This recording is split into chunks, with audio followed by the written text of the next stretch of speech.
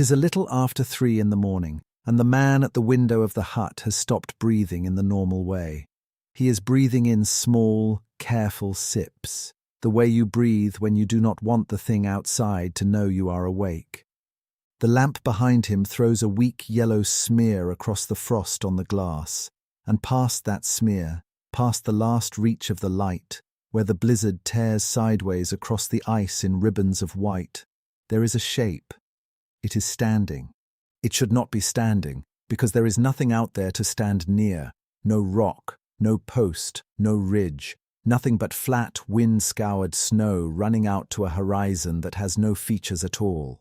And yet the shape stands, upright, tall, facing the hut, facing him. He watches it the way you watch something you are trying to talk yourself out of.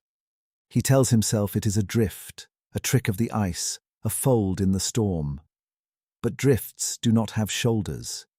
Drifts do not have that narrowing at the waist, that suggestion of a neck, that long vertical line of a body held straight against a wind that is knocking the guy ropes flat and driving ice horizontally into the boards of the hut. The men behind him are asleep or pretending. He does not turn to wake them. He keeps his eyes on it, because a part of his mind, older than reason, has already understood the rule that every crew who came here learned the same way, that you do not look away from it, that looking away is the mistake. Let me tell you what he is looking at, slowly, the way he saw it, because the detail is the whole of this story. It is human in its outline and wrong in every measurement. It is too tall, a head and shoulders taller than any man on the expedition, and the crews who described it always reached for the same clumsy phrase, that it was stretched, that it looked like a man who had been drawn out longer than a man is meant to be. The arms hang too far down, the legs are too long for the torso above them. It stands with a stillness that no living body can hold, because a living body in that cold shudders, flinches, hunches, stamps, turns its back to the wind. This does not. The blizzard is somewhere near 60 below with the wind in it, cold that kills exposed skin in minutes, cold that the men inside can feel leaking through the walls, and the figure out there in the full teeth of it does not shiver. Not once. Snow gathers on its shoulders and stays. Snow builds on the crown of its head and on the long horizontal lines of its arms, the way snow gathers on a fence post or a dead branch, on something that has no warmth in it to melt the flakes and no motion in it to shake them off. A man standing that long would be white all over, and then he would be dead. This one wears the snow like it belongs to it, and it faces them. That is the part the watchers could never talk themselves out of. It is not turned side on, not wandering, not lost. The head, and they all agreed there was a head, a definite roundness above the shoulders, is angled toward the hut, toward the light, toward the small, warm box of men in the enormous dark. It is looking at them. When the man at the window tries afterward to describe the face, he cannot. He has looked directly at it for what he swears was 20 minutes, and when he sits down with a pencil to draw what he saw, his hand stops. There is a face. He knows there is a face because he felt it looking, but the features will not come. Every crew that tried to render it left the same blank oval, the same apology in the margin. I could not see it clearly, though I saw everything else clearly. The shoulders, the length of the arms, the snow on them, the exact distance it stood at, all sharp, all remembered. The face, nothing. As though the mind that carried the image home refused to carry that one part of it. Here is the detail that should not exist, the detail that turns a lonely man's nightmare into something I have spent a long time unable to set down. It never comes closer, and it never leaves. Through the whole watch, it holds its distance, just beyond the throw of the lamps, maybe 40 yards out, maybe 50, close enough to be unmistakable and far enough that no one dares walk to it to prove it wrong. The men who kept the longest vigils said it was the constancy that broke them, not a thing that lunged, not a thing that howled, but a thing that simply stood, hour upon hour, in weather that would flatten a tent, patient in a way that nothing alive is patient, waiting with the flat endurance of the ice itself. You could go and boil water and come back, and it would be there. You could sleep and wake, and it would be there. When the storm thickened until the light drowned in it, the figure was swallowed. When the storm thinned, the figure resolved again in exactly the same place, as though it had never been anywhere else, as though the snow had only briefly closed a curtain in front of something that does not move and does not go. And this is the thing I need you to hold before we go any further, before the names and the dates and the logbooks, before I show you the report with the empty signature lines. This man at the window in the small hours believed, as he stood there, that he was the first. He believed he was alone in seeing it, that it belonged to his crew and his winter and his particular slow unravelling in the dark. He was wrong. He was one of many. Different huts, different decades, different flags on the mast, men who never met and never could have met, separated by 50 miles or by 50 years of the same polar night, and every one of them stood at a window or stepped out onto the ice for a moment's air and saw a tall, still, snow-shouldered shape at the edge of the light, facing them, too long in the arm, too quiet in the cold, standing where nothing on that flat white nothing has any business standing upright. They all saw the same thing. They all wrote it down. And not one of them, when the time came to put a name to it and sign beneath it, would hold the pen. So let me show it to you the way they saw it, because the descriptions do not drift the way ordinary memories drift. When men who survive a hard thing tell it years apart, the details soften and swell, the fish grows, the storm rises. This did the opposite. The accounts converge. They tighten toward a single shape, as if each man were tracing the same figure through a different frosted pane. Begin with the height. Nearly every account reaches for the same comparison, that it stood taller than a man, but not grotesquely, not like a giant of a story. Taller the way a man on stilts is taller, the height arriving in the wrong places, the torso ordinary, the legs too long beneath it, the arms hanging past where arms should stop, so that the hands, if there were hands, fell somewhere near the knee. One Norwegian mate in the 20s wrote in the margin of his diary, in pencil so faint the archive had to photograph it under raking light, that it looked like a tall man wearing another man's arms. He underlined it once. He never wrote of it again. Then the shoulders, and this is the detail that undoes people, because it is the detail no hallucination bothers to invent. The snow gathered on it. In a full polar blow, snow drives horizontally. It does not settle, it scours. And yet man after man described a pale crust building on the thing's shoulders and along the crown of its head, the way it builds on a fence post or a cairn, or a dead thing that has stopped generating heat. A body that stands in that wind should be scoured clean or buried whole within the hour. This one wore the snow like a mantle, evenly, patiently, and the weight of it should have bowed those shoulders, should have collapsed that thin frame, and it never did. It carried the load of the storm on a build too slight to carry it, and it did not sag, and it did not shift its feet, and it did not shiver. That last absence is the one the doctors among them kept circling back to. A living body in that cold shakes. It cannot not shake. The shivering is the body fighting for its life. This thing did not fight. It had nothing to fight for, or nothing left that cold could touch.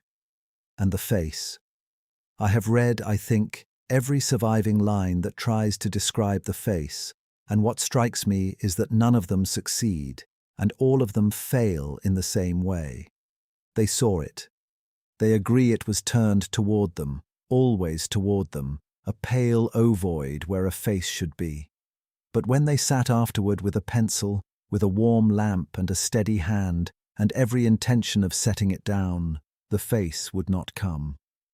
One ship's artist, a competent draftsman, a man who had sketched the coastline for the Admiralty with the precision of a surveyor, filled 3 pages trying, and the archive holds those 3 pages, and every one of them is a smudge, a scribbled-out oval, the paper worn nearly through where he erased and began again. At the bottom of the third, he wrote a single line. I can see it when I close my eyes, and I cannot make my hand agree. That is the phrase. That is the thing they all ran into. A shape the eye accepted whole, and the memory refused to hold, as though the face were a door the mind kept quietly closing. Now understand where it stood, because the geography matters more than any feature. This is Antarctica. There are no trees. There is no post, no ruin, no standing stone, no upright anything on that plateau for 1,000 miles. The horizon is a flat white line drawn with a ruler, and against that line the eye is starved for verticals, which is precisely why a vertical, when it appears, is unbearable. The figure stood at that treeless horizon, or just inside it, where the hut light guttered out into the dark, and it stood upright in a landscape that permits nothing to stand upright. A man out there is a bent thing, hooded, leaning into the wind, moving. This was straight as a plumb line, unbending in a gale that bent everything else, and that alone told the watching men, before any other wrongness registered, that they were not looking at one of their own. And here is where the ordinary explanation should arrive and put the lamp out, and here is where it fails. Because if this were one crew, one winter, one overtaxed mind at one frozen window, I would not be speaking to you now. I would file it where we file the visions of starving men and think no more of it. But it is not one crew.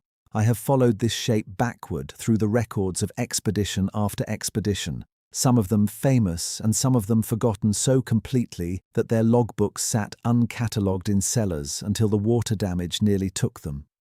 British parties and Norwegian parties, Australian sledging bases and lonely meteorological huts manned by 4 men and a dog.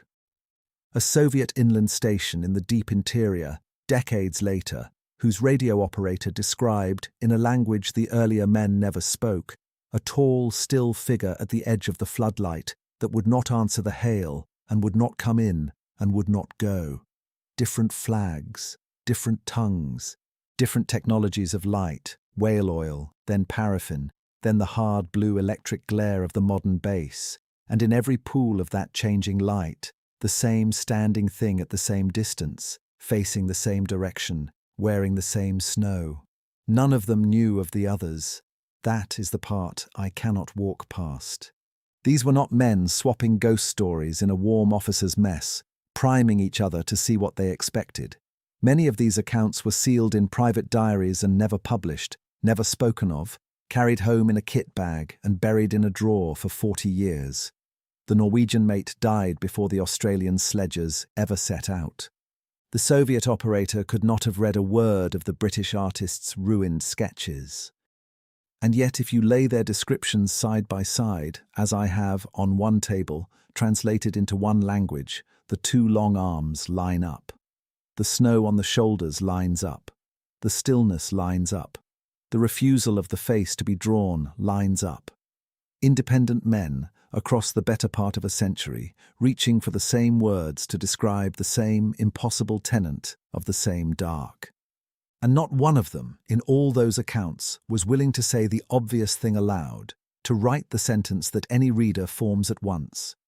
That a man-shaped thing was standing out there, alive or something worse than alive, through the full length of the polar night, in a cold that kills an unsheltered human in minutes, and that it was surviving it, easily, indefinitely, facing the light of the only warm room for 1,000 miles, with the patience of something that had all the winter in the world.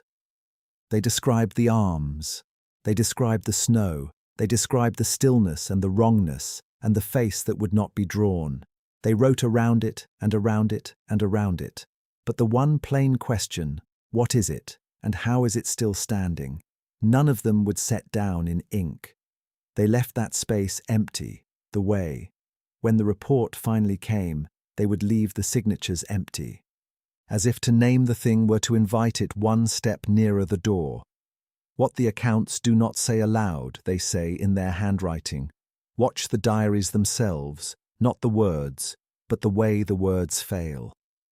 There is a point, in nearly every one of these journals, where the entries change. The early pages are a wintering man's ordinary log. Temperatures, wind speed, the ration count, a joke about the cook, the small business of keeping a body and a routine alive in the dark. And then, somewhere around the 8th or 9th week of the polar night, the ink begins to thin. The entries grow shorter. The handwriting tilts. The sentences stop reporting the weather and start reporting the window. It is the same window in every hut, the one that faces the horizon where the figure stands. And the men who reached that point in their diaries had all, without exception, done the same thing first. They had started to watch it, not glance at it, watch it, for an hour, for 2.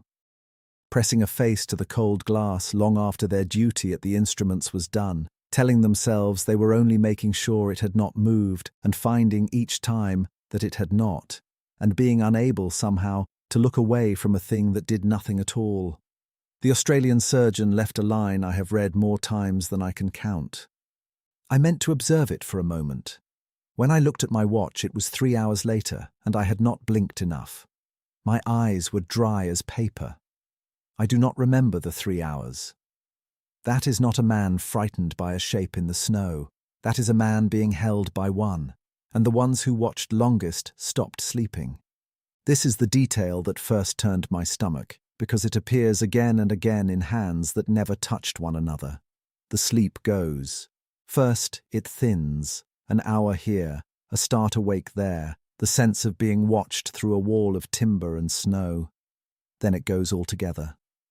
The Soviet radio operator, in a station log that was not meant to be poetry, wrote across 4 consecutive nights the single word for awake, and nothing else, 4 nights running, in a fist that grew larger and wilder each time. Men who had not slept in 6 days began to describe the figure differently. Not standing at the horizon now, standing closer.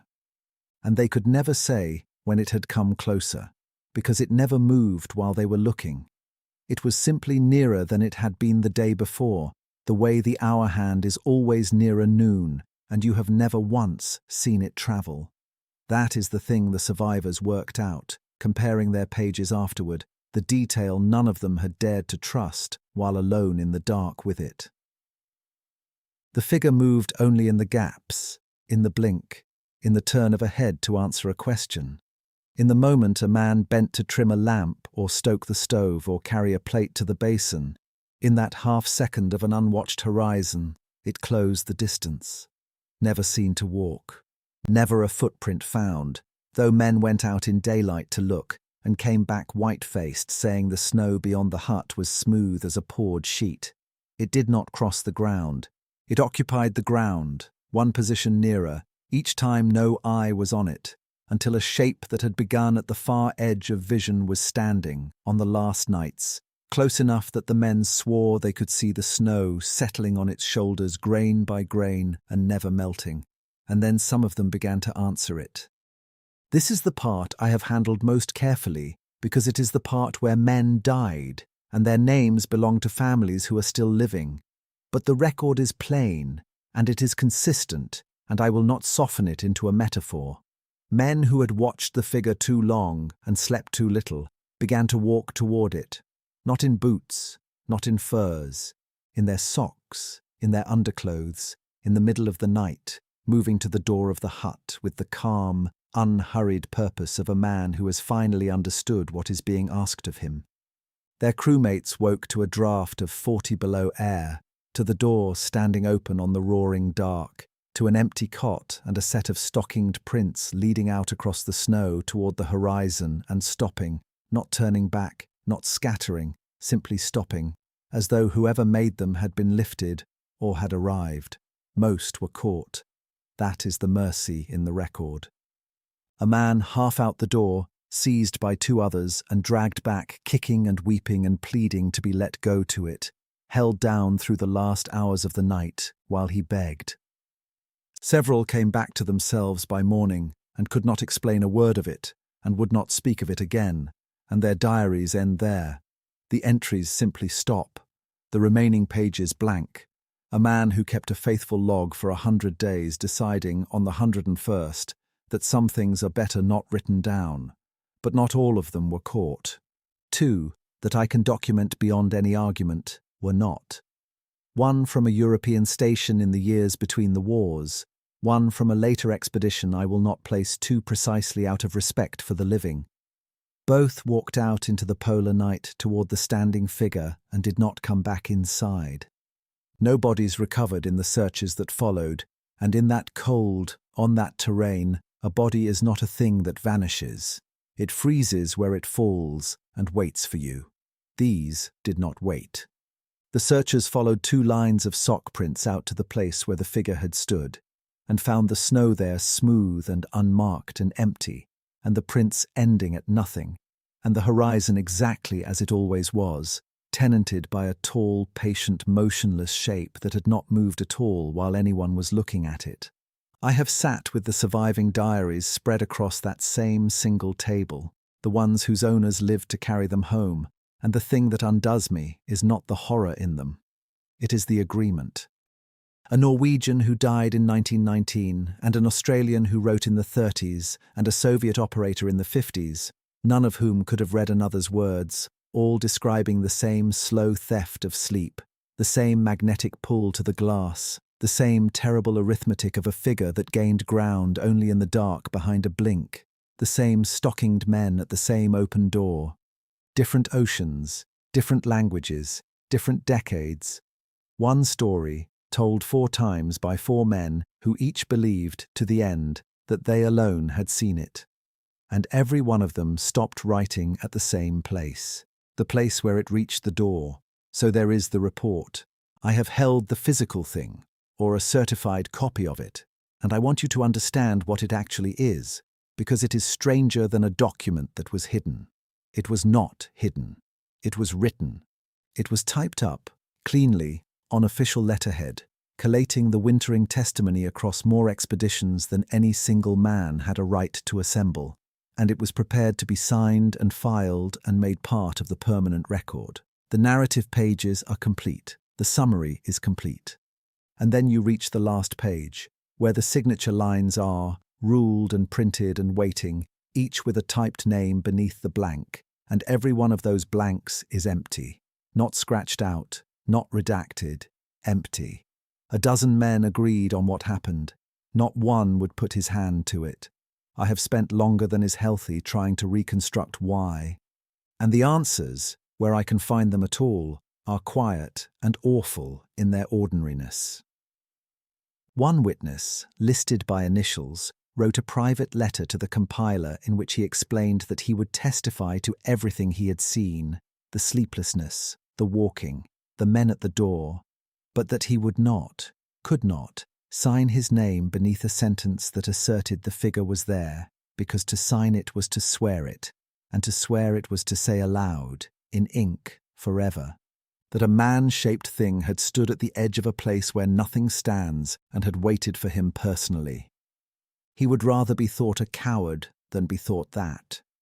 Another simply recanted, wrote a short, cold retraction attributing the whole business to bad air and bad nerves and the long dark, and asked that his earlier statements be struck. 2 more died before the papers reached them, 1 of illness, 1 at sea, and dead men sign nothing. And so the report drifted, whole and unsworn, into an archive where an unsigned document is functionally a rumour, filed but not affirmed, present but not true, the exact bureaucratic weight of a thing that everyone knows and no one will say. That is how it disappears. Not by fire, not by a locked vault, not by men in coats confiscating the evidence. It disappears because the last page stays blank.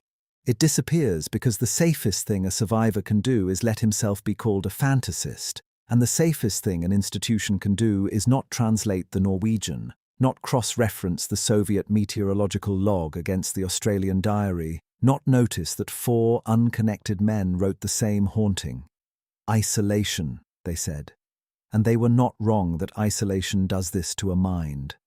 This is the part I owe you honestly, because it is the strongest thing anyone can say against everything I have laid out, and I find it genuinely persuasive. There is a name for it. Explorers call it the third man, the sensed presence, the companion who is not there, the extra figure counted in a party that has one fewer. Shackleton felt it crossing South Georgia and wrote of a fourth who marched with 3. Mountaineers describe it near the summit, in the thin air and the killing cold. It is well documented, it is repeatable, and it is understood as the brain's own defense. Under extreme stress, oxygen starvation, sensory monotony, and the crushing sameness of a white horizon, the mind manufactures a presence to keep the failing self company. The endless polar night is precisely the laboratory for it. Sleep deprivation produces exactly the visual anomaly these men described, a figure at the edge of vision, tall, indistinct, gone when stared at directly. The sameness of the reports could be the sameness of the human nervous system, which fails in the same ways in every language, in every decade, on every ocean, because it is the same instrument breaking under the same load. I have read the clinical literature. It explains the sleeplessness. It explains the pull to the window. It explains, most of all, why the face could never be drawn, because there was no face, only the brain's placeholder for one. I want to concede all of that fully, because it is true, and because a mystery that cannot survive its best rebuttal was never worth your time. So let me tell you what the third man does not explain. It does not explain the same fixed position, not a companion walking beside a man, which is what the syndrome produces, but a stationary thing at a specific compass bearing, seen by men who never occupied the same hut. It does not explain why a hallucination born inside one man's cracking mind would stand in the identical spot for a Norwegian in 1911 and a Soviet operator 40 years later. It does not explain the sock prints, 2 lines of them, physical, measured, photographed in one case, leading out to a point and ending. It does not explain the smooth, unmarked snow at the place where the figure stood, when a real body should have been lying in it. And it does not explain the arithmetic that every survivor independently recorded and none could have coordinated.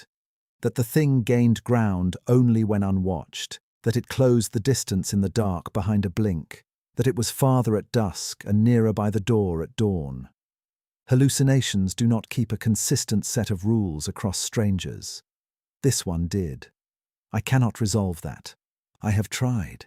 I have laid the medical explanation over the evidence like a tracing, and watched it cover most of the shape and leave, always, the same 2 or 3 corners sticking out into the cold, and I have decided that an honest man reports the corners rather than pretending the tracing is perfect.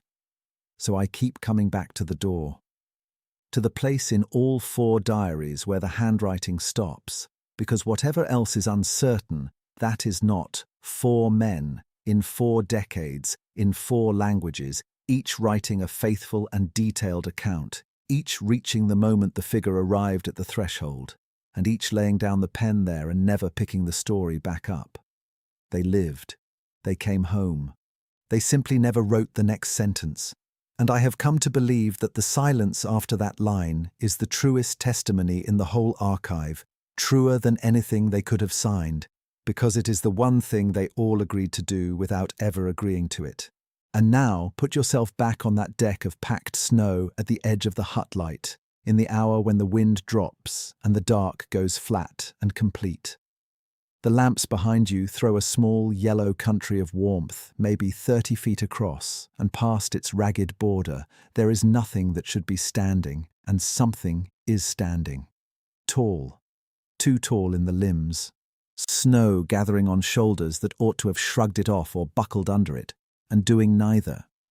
Facing you, not shivering, not approaching, not leaving, exactly where it was for the men before you, and exactly where it will be for whoever comes after, because the stations are still out there, ringed in their small electric warmth against the same immense and patient dark, and somewhere on that horizon the shape may be facing a lit window right now, at this hour, waiting the way it has always waited, in the gap between one glance and the next.